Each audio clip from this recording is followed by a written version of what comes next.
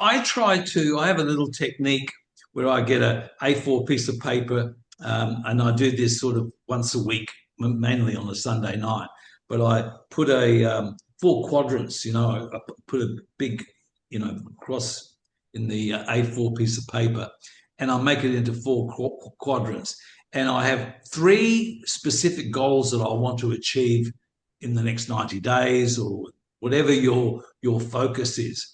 And they're the three most important goals that you have. And in it, one, two, three quadrants. And then I have the fourth quadrant, which is what I call the devil's zone, basically. And that is that I put certain priorities, like, for example, my health is very important to me, so that might be quadrant two. Quadrant one is my recruiting for my business, because I believe that the most important part of building a business is to make sure that you've got the right people working with you. And the third quadrant could be, helping some of the people in your business to do more. But things like picking up the dry cleaning and gardening and some of those things that goes into the devil's quadrant. And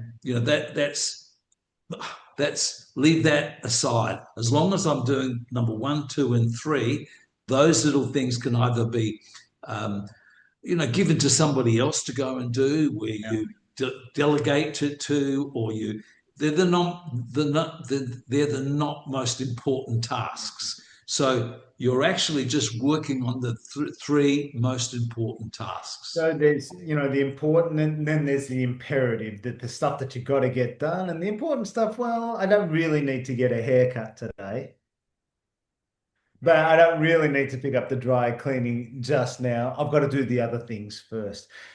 Kim, one of the other distractions, I think, and this is a really important one as well, for people who want to start something for themselves, is the accountability and potentially the isolation. You're by yourself, you're sitting at home, you're not in that work environment, if you are working from home, and you've got the distractions of being at home and all the other things that we've talked about, but you're by yourself. The vast majority of people who are looking to make that extra income sometimes sit in isolation, and they're not really accountable to anyone except themselves. Being self-employed, to who? Where's my boss? You're self-employed to yourself. So let's discuss that one.